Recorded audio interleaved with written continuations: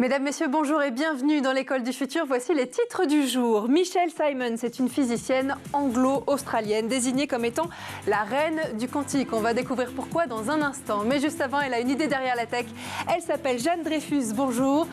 De quoi on va parler? On va parler d'édition numérique avec vous aujourd'hui, Jeanne. Oui, tout à fait, Philippine, parce qu'au-delà des liseuses et des e-books, ou devrais-je dire les livrelles, comme on dit chez nos amis canadiens, eh bien l'édition numérique, elle offre tout un champ de possibles qu'on va découvrir tout à l'heure. On voit ça dans un instant. Et puis juste après, si nous donnions comme objectif que tous les enfants puissent rencontrer, sans exception, la réussite scolaire. Une entreprise a fait de cette question la sienne. Ça s'appelle Learn Enjoy. On va en parler dans un instant avec son PDG, Noé Keren. Bonjour Noé. Bonjour. Bienvenue sur ce plateau. Vous allez nous présenter Learn Enjoy dans un instant. Mais d'abord, place au focus. Et maintenant, focus sur une physicienne qui a d'abord brillé en Australie avant d'être reconnue dans le monde entier. Il y a 10 ans, Michelle Simons s'est faite remarquer en fabriquant le premier transistor monoatome. Mais la reine du quantique, vous allez le voir, ne compte pas s'arrêter là. C'est ce que nous raconte Xavier Terrade. Beaucoup l'appellent la reine du quantique. Le destin de Michelle Simons a commencé à s'écrire alors qu'elle n'avait que 8 ans. L'Anglaise a eu le déclic lors d'une partie d'échecs disputée avec son père, lors de laquelle elle l'a mis échec et maths en 20 minutes. Mais c'est à l'âge de 12 ans que ses professeurs décèlent un niveau bien au-dessus de la moyenne en physique. D'abord chercheuse en physique quantique au laboratoire Cavendish de l'université de Cambridge, la londonienne, née en 1967, a décidé de poursuivre sa carrière en Australie, là où en 1999, un groupe de chercheurs de l'université de Nouvelle-Galles du Sud a découvert une technique qui pourrait permettre la création d'ordinateurs quantiques. Elle trouve sur le sol australien une liberté académique où on pouvait devenir très jeune leader dans son domaine. Elle permet alors à ce pays, qui lui donne l'opportunité d'avancer dans ses recherches, d'être à l'avant-garde devant les États-Unis. Désormais, à la tête d'une équipe de 70 chercheurs de haut niveau. Elle est connue pour être la première au monde à avoir fabriqué un transistor monoatome en 2012. Cette invention l'a fait entrer dans le livre des records. Mais elle ne s'est pas arrêtée là. La physicienne a réuni plusieurs atomes et développé l'unité de base d'un ordinateur quantique. Avec elle, on n'est plus dans le système binaire des ordinateurs classiques. Les calculs sont bien plus importants. Cette scientifique a ainsi reçu de nombreux prix. Membre de l'Académie australienne des sciences depuis 2006, elle a reçu une décennie plus tard le prix lauréat l'UNESCO pour les femmes et la science en 2017.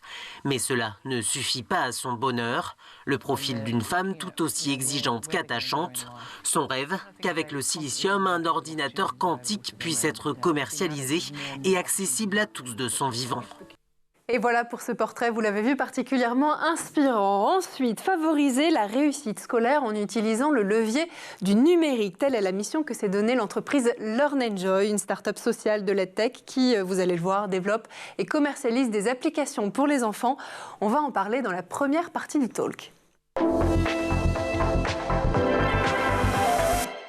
Si vous doutez encore du pouvoir de l'intelligence artificielle dans le domaine de l'éducation, on espère que cette émission va finir par vous en convaincre. Nous vous présentons effectivement aujourd'hui, par l'exemple, tous les bénéfices de cette nouvelle technologie alliée aux neurosciences dans les salles de classe. On en parle avec l'un des membres de son équipe et surtout son PDG, Noé Keren. Bienvenue encore sur ce plateau. Vous aidez tous les élèves. Vous avez été confrontés à la difficulté de trouver des solutions et des outils pédagogiques efficaces pour l'intégration scolaire des enfants. Votre histoire, elle commence avec celle de Gaëlle, qui est la fondatrice de Learn Enjoy. Est-ce que vous pouvez nous expliquer rapidement ce qui s'est passé il y a quelques années? Bien sûr. Donc, en 2013, Gaëlle Regnault, qui est une maman d'enfants autistes, a été confrontée aux difficultés d'intégration de son fils dans le système scolaire. Et on s'est rendu compte qu'il fallait créer des outils pour permettre aux enfants comme son fils, aux enfants porteurs de troubles neurodéveloppementaux et notamment de troubles du spectre de l'autisme, de pouvoir recevoir des apprentissages, notamment les apprentissages fondamentaux. Parce qu'aujourd'hui, à l'époque en tout cas, ces outils-là n'existaient pas? Les outils n'existaient pas, c'était en 2013 encore le tout début du numérique, c'était une des premières applications numériques. Donc j'ai rejoint l'équipe avec des psychologues experts du sujet et moi en tant qu'ingénieur pour pouvoir développer l'application avec Gaël. Et donc, on a pu développer Preschool et School, nos premières applications, qui étaient les applications préconisées par le ministère de l'Éducation nationale, par le ministère de la Santé, pour permettre à chaque élève, notamment ceux qui ont des troubles neurodéveloppementaux, d'apprendre à leur rythme. Alors, vous qui le sont toujours. Effectivement. Vous le dites, vous appuyez sur le numérique et des supports tels que des tablettes tactiles, notamment, sur lesquelles fonctionnent vos applications. Vous mettez au point des logiciels pédagogiques dont les apprentissages sont en fait adaptés à chaque enfant en fonction d'un diagnostic de leurs compétences, c'est ça? C'est ça. Donc, on va utiliser l'intelligence artificielle pour comprendre le niveau des élèves. Donc, on va faire un test de positionnement par une série de questions qui vont nous permettre d'avoir un aperçu du niveau développemental de l'élève. Et suite à ça, on va pouvoir proposer des parcours d'apprentissage qui sont optimisés pour qu'ils puissent apprendre à leur rythme. Et donc, dans nos applications, on reprend l'ensemble du programme scolaire de maternelle et de début d'élémentaire, qu'on décompose en toutes petites marches pour que chaque élève puisse avancer à son rythme.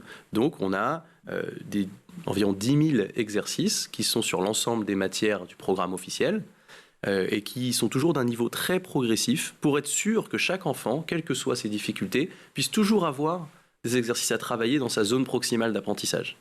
Comment vous arrivez à faire ce diagnostic justement? Est-ce que c'est un quiz, un QCM que les enfants doivent remplir?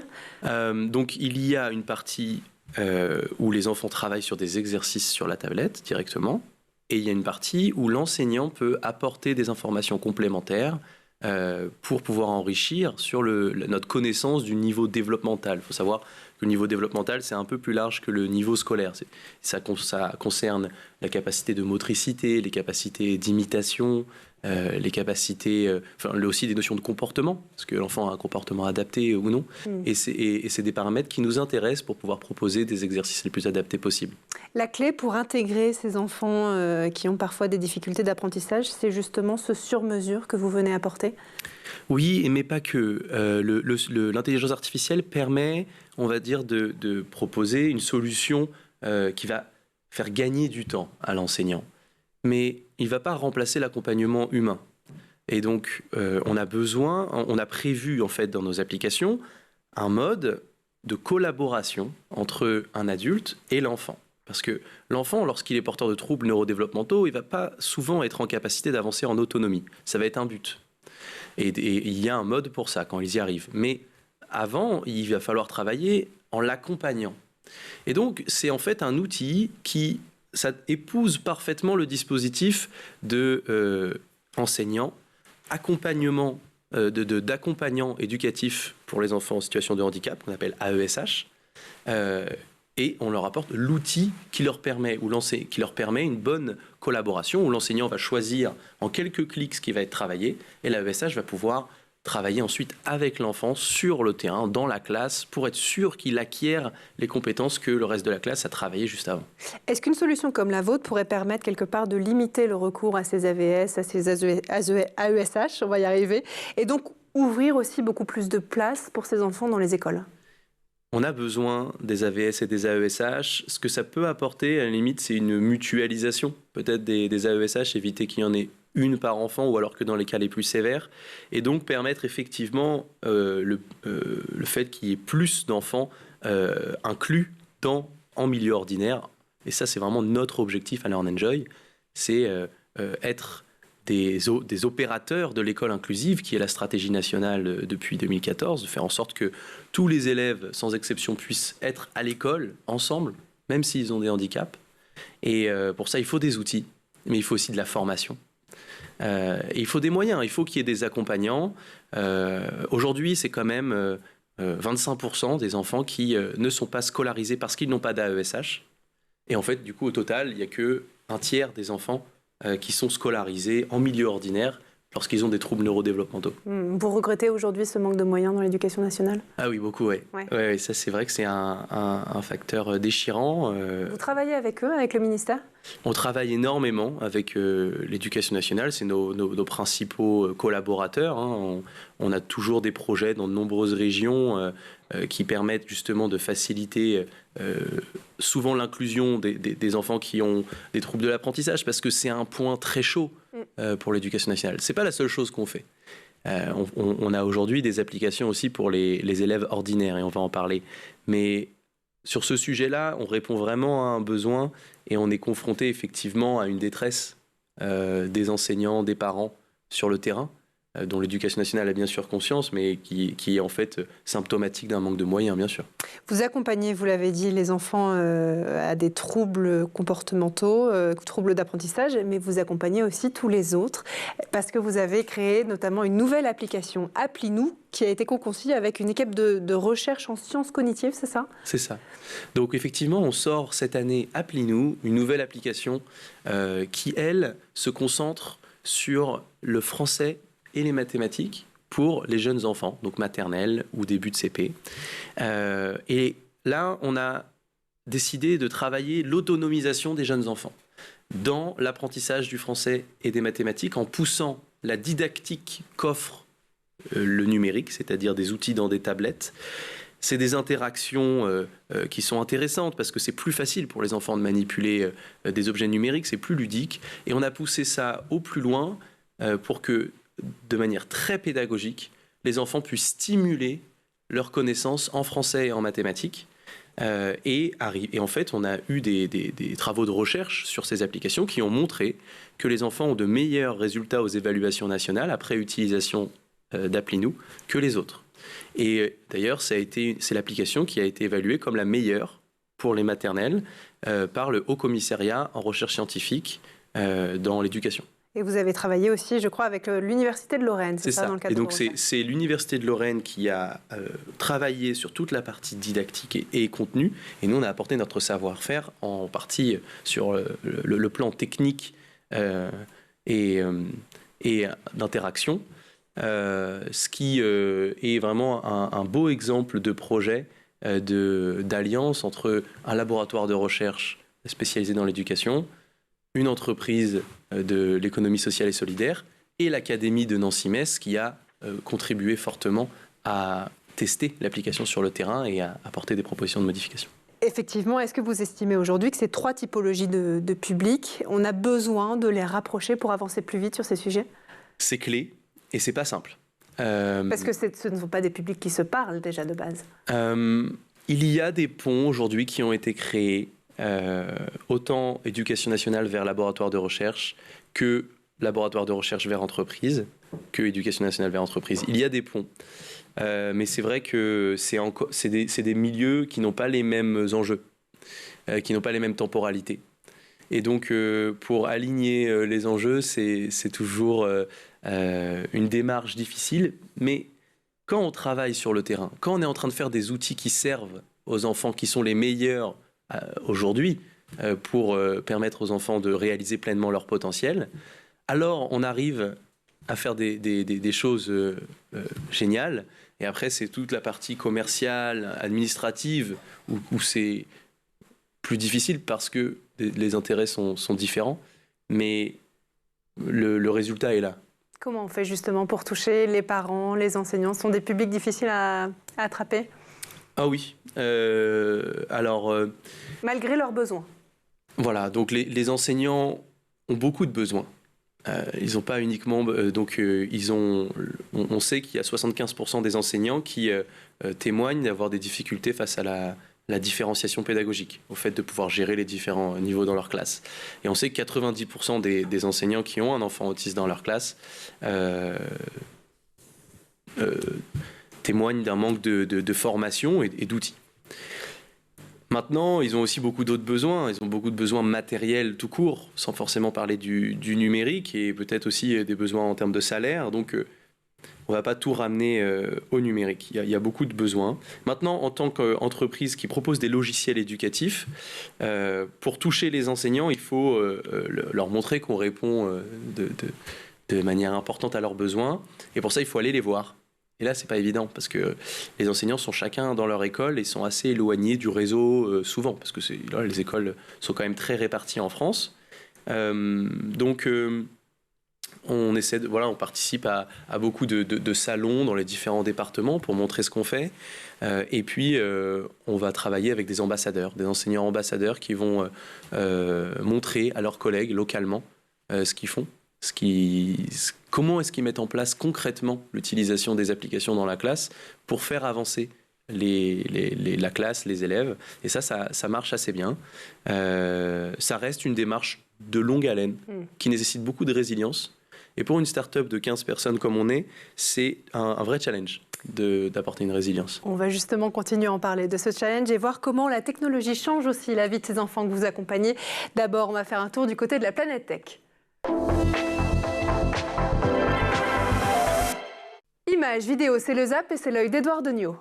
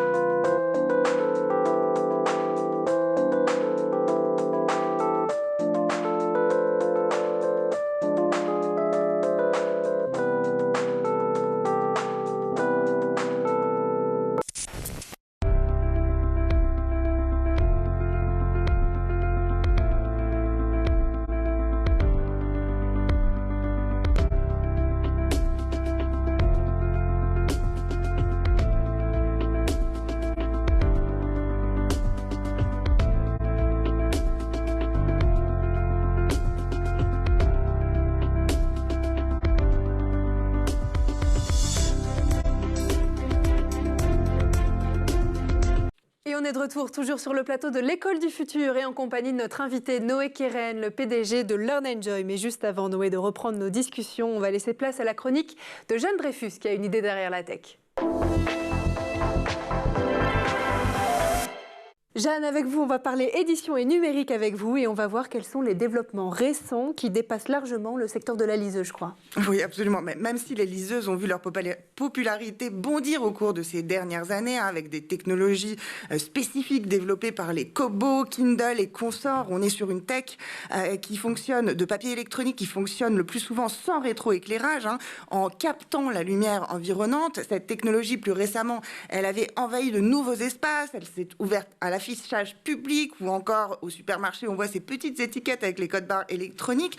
Mais pour ce qui est vraiment du domaine de l'édition numérique, nombreux regrettent le fait justement qu'il s'agisse dans ces Kindle et dans ces liseuses d'une simple transposition d'un premier papier bien physique à un papier dit numérique, et notamment qui fonctionne assez peu pour les BD, pour les livres d'enfants. Imaginons que peu sont les liseuses qui permettent d'afficher la couleur, peu sont les liseuses qui permettent d'embrasser les inventions calligraphiques, typographiques qui existent dans ces romans visuels, ou peu aussi sont celles qui permettent de prendre en compte la richesse, notamment de la mise en page, qui sont permises aussi par ces essais visuels de la BD ou livre d'enfants. Alors justement, est-ce qu'il y a des recherches dans ce domaine ?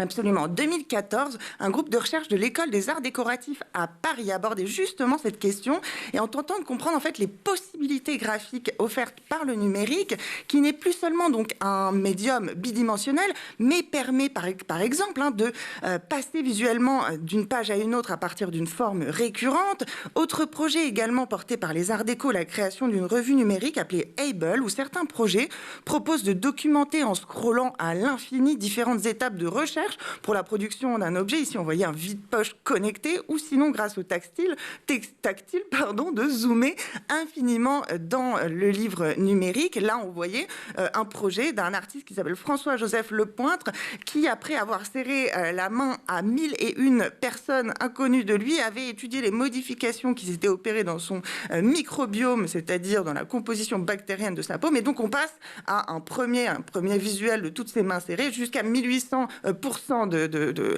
plus tard, à cet élément microscopique. Et en ce qui concerne le livre augmenté, alors ? Alors, le livre augmenté, justement, ça va être le champ d'un déploiement de possibles quasiment illimité, que ce soit avec un projet magnifique de livre augmenté signé Claire Barden et Adrien Mondeau, intitulé Aqua Alta. Ce livre, en fait, ça devient en effet le support d'une expérience à plusieurs niveaux. Ici, c'est là, à partir d'un livre pop-up, on suit l'histoire de personnages chassés de leur maison à cause d'intempéries, et les personnages sont visibles à travers une tablette, le tout dans un écho à l'environnement, un noir et blanc, et aux deux dimensions qui appartiennent au livre. Et que ce soit aussi dans un autre projet, celui du livre, le fameux Petit Prince augmenté, cette fois-ci, on va vraiment permettre la rencontre entre imprimé et animation. On va donc suivre le Petit Prince qui va tourner autour de la Terre, ou on va pouvoir caresser le joli renard en utilisant aussi ses deux mains. Et c'est bien cette hybridation qui est en jeu, aussi nommée multimodalité, histoire d'être légèrement pompeux, pour parler justement de la multiplicité de médias, de la multiplicité des éléments sonores, des éléments vidéo, des images complémentaires qui vont pouvoir s'ajouter et qui vont changer toute l'économie du livre, et demander par exemple la participation de comédiens, la participation de producteurs comme le cinéma, ou d'un directeur artistique, ou encore de celui qu'on appelle un architecte narratif, qui va justement permettre de penser ce livre comme un éventail de scénarios possibles, d'entrée, d'interaction, d'activation, etc. Ce qui me fait penser qu'on n'est plus tellement dans le livre, mais plutôt dans une sorte d'interface interactive, c'est ça ? Alors absolument. Et dans cette fusion entre le réel et la fiction, une expérience menée en 2016 par le Future Lab de Sony, c'est le secteur R&D de Sony, un élément faisait peut-être un pas de plus encore. Leur ambition, So Black Mirror, toute surface plane peut devenir un écran tactile. Pendant donc le SXSW de 2016 à Austin, ils avaient présenté l'interactive tabletop autour de l'œuvre donc de Lewis Carroll, Alice au Pays des Merveilles, et grâce à un projecteur et des capteurs de profondeur de mouvement, ils avaient fait littéralement sortir Alice de son Pays des Merveilles pour faire de notre royaume le Pays des Merveilles lui-même, et pour que les personnages, justement, on le voyait, puissent être projetés sur la table, être manipulés tout en évitant savamment les objets genre tasse réelle qu'on a posés sur la dite table. Et c'est en fait qu'une partie de toutes ces possibilités qui arrivent dans ce domaine. Rien n'est arrêté dans cette révolution numérique de l'édition, puisque tous les aspects permis par les avancées du numérique vont pouvoir être intégrés au processus créatif. Alors, plusieurs projets se sont notamment penchés sur la géolocalisation du lecteur. Et donc, ça va être le cas avec un projet fou qui s'appelait We Tell Stories, qui avait été développé par les éditions anglaises Penguin Books. Et en fait, on avait des liseuses électroniques qui étaient équipées de GPS. Et là, le lecteur, justement, d'un livre à tiroir, il était invité à débloquer des chapitres en suivant une cartographie urbaine et en allant sur les lieux de l'intrigue, sur les lieux du crime eux-mêmes. Et aussi d'autres maisons d'édition. On pense à faire des livres, et notamment avec l'impulsion des IA, de faire des livres dont les personnages ou les situations vont changer en fonction de la situation et de la position géographique du lecteur.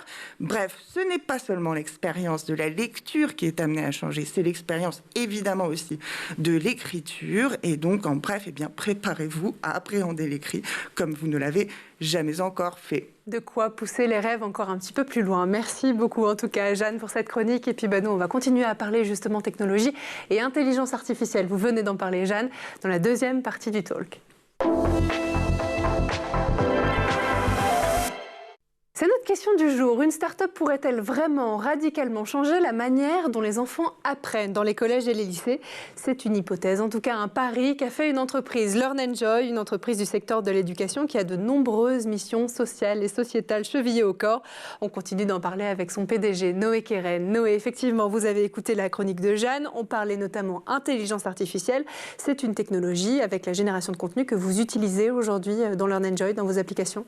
Oui, donc on utilise l'intelligence artificielle pour adapter le niveau des exercices qu'on va proposer aux élèves, pour comprendre leur niveau. Et ce qu'on essaye de faire, c'est de analyser leurs résultats, leurs propositions de résultats, pour pouvoir leur donner un feedback, un retour sur ce qu'ils ont fait qui soit le plus juste possible. Le plus juste possible, le plus pédagogique, et les guider de manière vraiment étape par étape vers la bonne réponse. Donc ça, on le fait pour l'instant avec une intelligence artificielle plutôt réduite, où on va, en fonction de telle erreur classique, on va donner tel feedback, ce qui est déjà aidant en fait. Et l'idée maintenant, ce serait d'essayer de s'appuyer sur les grands modèles de langage pour aller plus loin et pour pouvoir peut-être proposer un accompagnement plus personnalisé, peut-être plus amical à l'enfant, qui va pouvoir avoir un assistant avec lequel échanger sur des questions pédagogiques, sur des choses qu'il n'aurait pas compris et qui va pouvoir l'accompagner avec beaucoup de gentillesse. Vous proposez de l'accompagnement, effectivement, pour... ça vous fait rire, Jeanne? Un gentil robot, quoi. Mais ça fait combien de temps que vous travaillez avec l'IA? Sur tablette, oui. Ça fait depuis 2017. Ah oui, donc vous êtes quand même un peu précurseur quand même sur les sujets d'intelligence artificielle dans l'éducation, parce que c'est assez nouveau, on en parle depuis moi, peu. je suis sorti d'études avec cette idée-là. C'est-à-dire j'ai fait des études en intelligence artificielle et j'ai tout de suite vu l'intérêt pour l'éducation. Et donc, à ce moment-là, j'ai rejoint Learn Enjoy pour justement déployer le potentiel, cette technologie. Il y a beaucoup de potentialités avec l'intelligence artificielle. Maintenant, il faut réussir à trouver la bonne mesure entre ce qui est impactant pour les enfants et ce qui est réalisable. Oui, parce que vous connaissez les débats autour de cette technologie, notamment dans l'éducation. Ça vous fait pas peur? Non, parce qu'en fait, dès qu'on montre concrètement ce qu'on fait, les enseignants sont rassurés, voient bien qu'on travaille en se mettant à leur place, en essayant de faire des outils pour les aider, et que l'intelligence artificielle est au service de leur contexte dans la classe. On n'essaie pas de remplacer les enseignants, parce que de toute façon, ça ne sera pas possible. On n'essaye pas de faire des promesses non plus qui soient hors sol, parce qu'on cherche vraiment à apporter des réponses sur le terrain pour permettre la différenciation pédagogique dans la classe. Donc voilà, deux choses assez simples à comprendre. Réussir à faciliter la compréhension du niveau de l'élève et l'adaptation des exercices au niveau de difficulté, ça s'appelle l'adaptive learning. Et ensuite, maintenant, aller essayer de faire une sorte de chatbot intelligent qui va être un compagnon de l'enfant, mais c'est un projet encore. De l'apprentissage de l'enfant. Alors Noé, vos résultats sont absolument extraordinaires. 40% des élèves utilisant vos applications ont rattrapé déjà un palier de retard développemental. Comment on fait, je pense aux téléspectateurs qui nous regardent, qui nous écoutent, comment on fait pour bénéficier de vos applications aujourd'hui, qu'on soit parent ou enseignant? Donc il y a environ 15 000 élèves qui bénéficient de nos applications aujourd'hui. Dans 12 départements, grâce au dispositif Territoire numérique éducatif qui a été lancé par l'Éducation nationale, notamment leur opérateur réseau Canopé, dans le cadre du programme France 2030. Learn Enjoy est accessible dans ces 12 départements à tous les enseignants qui le souhaitent. Et ça, c'est déjà vraiment un beau programme pendant 3 ans. Donc les enseignants, là, on a déjà plusieurs milliers d'abonnements parce que Learn Enjoy a été sélectionné. Il y a environ 3 ressources par cycle maternelle, primaire, qui sont sélectionnées et toutes nos ressources ont été sélectionnées. Donc ça, c'est vraiment chouette. Et pour les autres, alors, est-ce qu'il faut demander à la hiérarchie? Et pour les autres, c'est un peu donc on a des contrats avec des régions. Avec la région Grand Est, avec la région Centre-Val de Loire, la région PACA. On a des contrats où, dans ces endroits-là, on a des facilitations pour les enseignants. On a des contrats avec des collectivités. Et ça, c'est assez difficile, malheureusement, avec les mairies. Parce qu'aujourd'hui, les mairies ne se positionnent que peu sur les ressources pédagogiques pour l'école.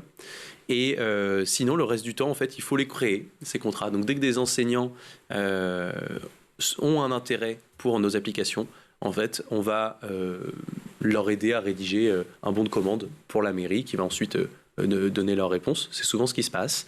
Il y a aussi d'autres dispositifs. Il y a les cités éducatives qui permettent plus facilement d'avoir accès aux ressources pédagogiques parce qu'il y a un petit peu plus d'argent. Et enfin, le dernier, c'est Notre école, faisons-la ensemble, le dernier en date, le NEFL, programme lancé par le gouvernement en début d'année 2023, où les enseignants ont la possibilité de monter un dossier pour avoir accès à un petit peu plus de ressources. Et dans ce cadre-là, il est possible aussi d'avoir accès aux applications Learn Enjoy. La clé pour que tous les enseignants puissent y avoir accès, c'est que on continue cette démarche de permettre, comme dans les territoires numériques éducatifs, à l'enseignant de choisir l'application qu'il veut, la ressource numérique avec laquelle il souhaite travailler. Et ça, c'est le projet de contre-ressources enseignants qui est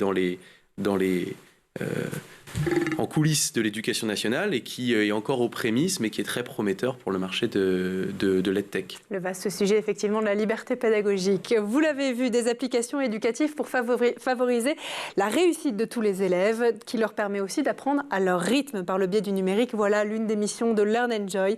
J'étais ravie de vous recevoir, Noé Keren. On rappelle aussi que vos outils sont prouvés scientifiquement et reconnus par le ministère de l'Éducation nationale. Merci en tout cas à vous d'avoir été avec nous. Merci aussi à vous, Jeanne Dreyfus, d'avoir été avec nous. Vous avez été notre chroniqueuse du jour. Merci à vous de nous avoir suivis. Et puis nous, on se retrouve dès demain dans l'École du Futur. Bonne journée.